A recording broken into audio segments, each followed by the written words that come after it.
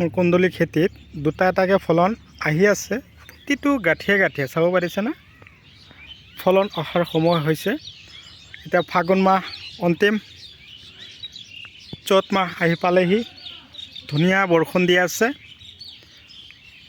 গছত নতুন নতুন ফুল ফুলি আছে আমাৰ চব্জি খেতিত, আৰু নতুন নতুন চব্জিবিলাক আহি আছে।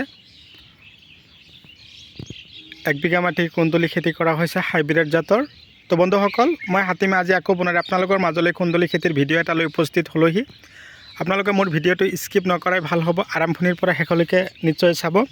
কুন্দুলি খেতি কৰি মানুহে বছৰেকত লাখত টকা উপাৰ্জন কৰি আছে। তো আপোনালোকেও আশা কৰোঁ এনেকুৱা ধৰণৰ খেতি আপোনালোকেও কৰিব।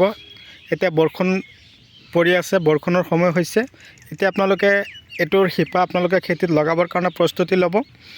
তো কুন্দুলি যিটো নেকি আমি পটল যেনেকৈ লগাওঁ, কুন্দুলিও আমি সেনেকৈ শিপাবিলাক বা লতিবিলাক যদি লগাই দিওঁ, ধুনীয়াকৈ গছবিলাক এতিয়া পোখা মাৰিব আৰু সোনকালে গছবিলাক ডাঙৰ দীঘল হ'ব, আৰু গছৰ গুৰিৰ পৰাই ফলনবিলাক চেম এনেকৈ লাগন দিব। পটল আৰু কুন্দুলি একে ধৰণৰ প্ৰডাকশ্যন দি থাকে। 1 বিঘা মাটি যদি আপোনালোকে কৰে, কমেও 8 পৰা 10 কুইণ্টেল আপোনালোকে উঠাব সপ্তাহ মূৰে মূৰে। কিন্তু কুন্দুলি উঠাব আপোনালোকে সপ্তাহত 2বাৰ। কুন্দুলি পটল উঠাই আছে আপোনালোকে সপ্তাহত, কিন্তু কুন্দুলি উঠাব লাগিব আপোনালোকে সপ্তাহত 2বাৰ। উঠাই কিনে বজাৰত বিকিব পাৰিব। সেইমতে হিচাপ কৰিবলৈ গ'লে কুন্দুলিত আমি লাভান্বিত বেছি হ'ব পাৰোঁ। কিন্তু কুন্দুলি খেতি পটলতকৈ অলপ হ'লেও কিন্তু কি হয়, মাজে সময়ে অকণমান দামটো অকণমান অগা পিছা হয়, কিন্তু পটলৰ দামটো অহৰহ থাকিয়ে যায়। সেইকাৰণে মই আপোনালোকক কৈছোঁ, কুন্দুলি মাজত এটা দুটা মাহ অলপ খেলি মেলি হয়, কিন্তু আপোনালোকে এইটো খেতি কৰিলে আপোনালোকে লাভান্বিত হ'ব পাৰিব। এই খেতি কৰিবলৈ হ'লে আপোনালোকে কেৱল গোবৰ সাৰৰ ওপৰতে ডিপেণ্ড কৰিব। গোবৰ সাৰটো অকণমান বেছিকৈ দিব। চ' সেইবাবে মই আপোনালোকক এটা কথাই কৈছোঁ, আপোনালোকে খেতি কৰক, ঠিকে আছে, কিন্তু গোবৰ সাৰ যদি আপোনালোকে খেতিত নিদিয়া নহয়, খেতি কিন্তু বৰ্তমান নহয়।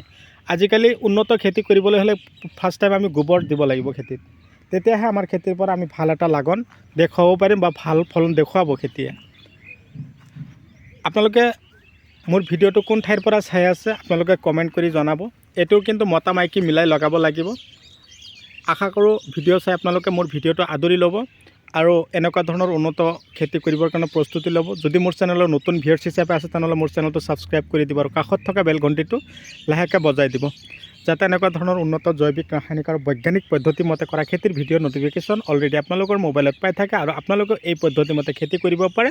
এটা শিপাৰ পৰা আৰু এটা শিপাৰ দূৰত্ব ৰাখিব কুন্দুলিৰ 5 ফুট, আৰু শাৰীৰ পৰা শাৰীৰ দূৰত্ব ৰাখিব 5 ফুট। এনেকৈ ৰাখি যদি আপোনালোকে লগাব পাৰে, তেনেহ'লে আপোনালোকৰ গছত যথেষ্ট ফলন আপোনালোকে পাব।